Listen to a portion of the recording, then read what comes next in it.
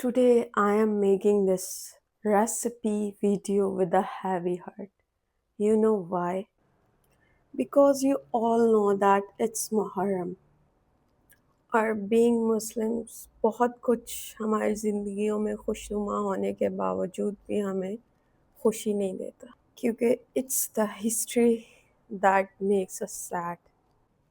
तो आज मैं बनाऊंगी अपनी अम्मी की रेसिपी जो कि मैंने पहले कभी ट्राई नहीं की, लेकिन आज मैं ट्राई करूँगी क्योंकि आज मेरी मदर साथ नहीं है, वो हैं पाकिस्तान और मैं हूँ यूएई में।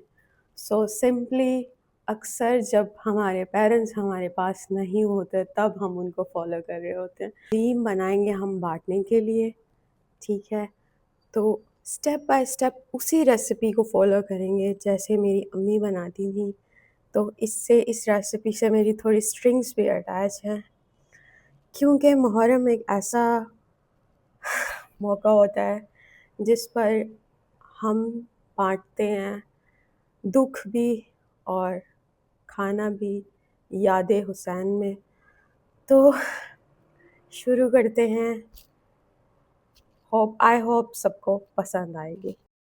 सबसे पहला स्टेप ये है कि हमने अपने दलिए दालों और चावल को भिगो लेना है। हमने भिगोना बड़े से बर्तन में है क्योंकि अगर आप छोटे से बर्तन में भिगोगे वो फूल कर दालें बहुत ज़्यादा हो जाती हैं और एडजस्ट नहीं होंगी। 1 प्याली मूंग की दाल, 2 प्याली चना की दाल, 1 प्याली गंदम का दलिया। आपने गंदम का ही दलिया लेना, कोई और दलिया आपने नहीं लेना। 1 प्याली मसूर की दाल, 1 प्याली उड़द की दाल और 2 प्याली चावल। आप प्याली का इस तरह भी अंदाज़ा लगा सकते हैं कि जैसे हाफ कप। मैंने यहाँ प्याली का यूज़ किया, आप हाफ कप के हिसाब से भी यूज़ कर सकते हैं। It's okay. नोट करने वाली बात यह है, मैं फिर से रिपीट कर दूँ, आपने इसको किसी बड़े से बर्तन में भिगोना है क्योंकि ये फूल के बहुत ज़्यादा हो जाती हैं और पानी सक कर लेती हैं। तो आपने करना ये है कि यहाँ पे आपने बड़े से बर्तन में भिगोना है और जब पानी पी लें तो अगेन पानी आपने रिफिल करना है क्योंकि आप 10 मिनट बाद देखेंगे सारा पानी खुश्क हो चुका होगा, तो आपने अगेन पानी रिफिल करना है। सेकेंड स्टेप में आपने अपनी भिगोई हुई दालों, चावल और दलिए को एक बड़े से बर्तन में ट्रांसफ़र कर लेना है और अच्छे से बॉईल करना है जब तक ये बिल्कुल नरम ना हो जाए, जैसे इनका मलीदा बन जाए। बिल्कुल हमने मुलायम करना है। इसमें हम 1 बड़ा चाय का चम्मच हल्दी का ऐड करेंगे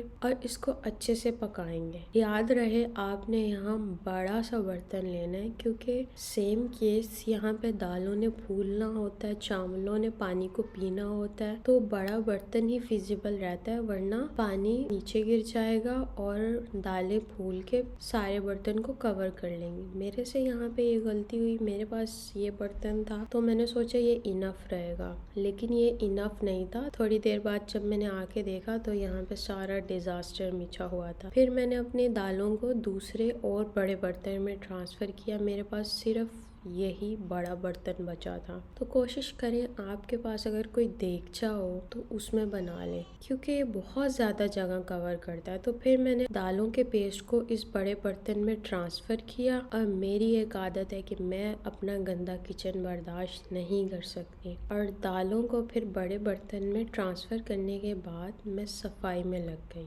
और आप भी कोशिश किया करें कि जो भी काम हो उसको साथ ही साथ निपटा लिया करें। जैसे गंदा हो गया था, मैंने फ़ौरन इसको क्लीन किया क्योंकि अगर ये ड्राई हो जाता तो फिर इसको साफ़ करना बहुत मुश्किल होता। साथ के साथ बर्तन भी धो दिए क्योंकि गंदा किचन नहीं होना चाहिए। हाथ बेशक जल जाए लेकिन किचन साफ़ रहना चाहिए, ये मेरा है टॉक्सिक ट्रेड। तो यहाँ पे हमारी दालें बिल्कुल नरम मुलायम हो गई थी। अब हमने अगले स्टेप की तरफ आना है। उसके बाद हमने अपने दालों को ग्राइंडर में निकाल के ग्राइंड कर लेना है। ये हमारे हलीम का बेस स्टेप बन गया और हमने इतना ग्राइंड करना है कि जब ये ग्राइंड होने के बाद मैंने निकाला तो ये बिल्कुल वही टेक्सचर बन रहा था जैसे कस्टर्ड का नरम सा होता है, मुलायम सा होता है। तो आपने भी बिल्कुल बेस स्टेप ऐसे ही बनाना है ताकि जो हलीम का लुक आता है वो बिल्कुल ऑथेंटिक लगे। आपने भी बिल्कुल अच्छे से ग्राइंड करना है। सारा ग्राइंड किया हुआ पेस्ट मैंने अलग बर्तन में जो धो के रखा था वो निकाल लिया। अब हमारी आ जाती है मसालों की बारी। मसालों में हम लेंगे 2 तेज़पात, 3 से 4 बड़ी इलायची, 2 चम्मच साबुत धनिया, 3 जायफल, 1 दालचीनी का टुकड़ा, 1 चम्मच जीरा, 10-11 लौंग, 1 छोटा चम्मच साबुत काली मिर्ची, 1 चम्मच छोटी इलायची, 2 जायफल, 1 छोटा चम्मच सौंफ, 2 बादियान के फूल। ये इंग्रेडिएंट्स मैं कैप्शन में भी मेंशन कर दूंगी, अपने डिस्क्रिप्शन में,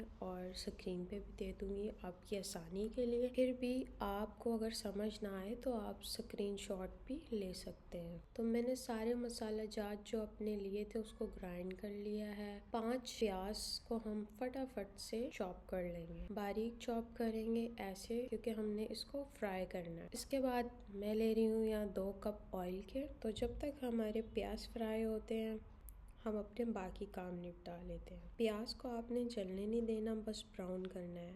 ये इस चीज़ की आपने लाजमी एहतियात करनी है, क्योंकि अगर कहीं भी किसी स्टेप में कोई चीज़ जल जाए तो उसकी स्मेल सी रह जाती है और वो बहुत बुरी लगती है। तो प्लीज़ फोकस से काम करना है आप लोगों ने। ब्राउन करके हमने प्याज को साइड पे निकाल लिया है और इसी ऑयल में हम अपना चिकन फ्राई करेंगे। लेकिन चिकन फ्राई करने से पहले हम थोड़ा सा ऑयल निकाल लेंगे साइड पे। ये वो ऑयल है जो कि हम बाद में हलीम के ऊपर डाल के सर्व करेंगे, जिससे प्यारी सी तरी बन जाती है। ये है हमारी हलीम रेसिपी का सीक्रेट स्टेप। और यहाँ पे हम फटाफट से अपने बोनलेस चिकन को फ्राई कर लेंगे। चिकन डालने के बाद सबसे पहले डालेंगे हम अदरक लहसुन का पेस्ट। इसमें हम डालेंगे 2 चम्मच कश्मीरी लाल मिर्च पाउडर, 1 चम्मच नमक। आप यहाँ पे मटन का यूज़ भी कर सकते हैं, बीफ का यूज़ भी कर सकते हैं, लेकिन मैं यहाँ पे चिकन का यूज़ कर रही हूँ। जब ये अच्छे से फ्राई हो जाएगा उसके बाद 2 गिलास पानी ऐड करके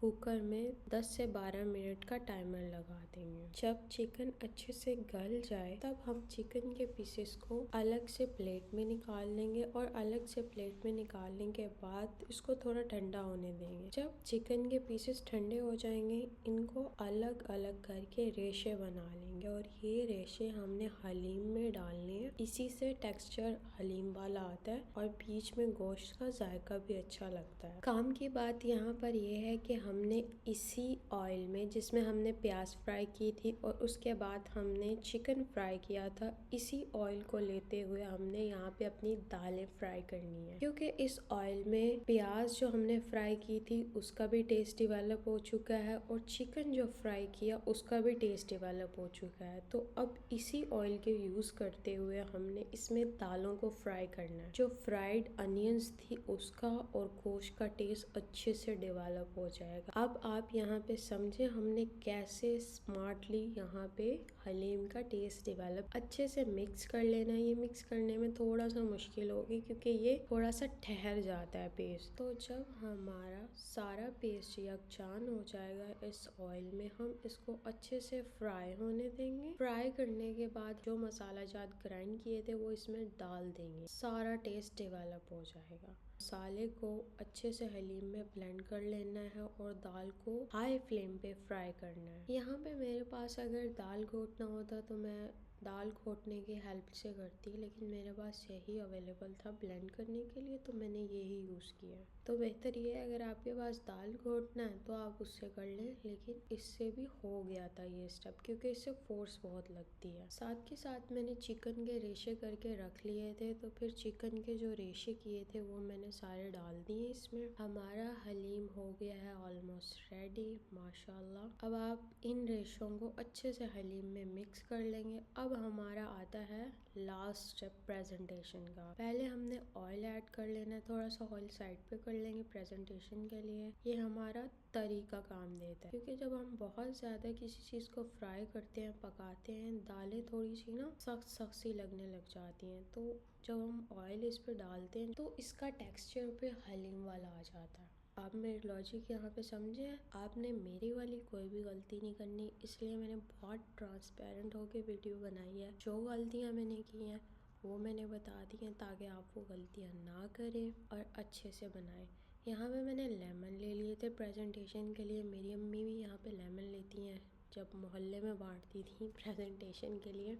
और फ्राइड अनियंस ले लिए हैं और धनिया भी लेना है आपने। यहाँ पे मैं उसका क्लिप बनाना भूल गई थी। तो आई होप आपको वीडियो पसंद आई हो। मिलते हैं नेक्स्ट वीडियो में।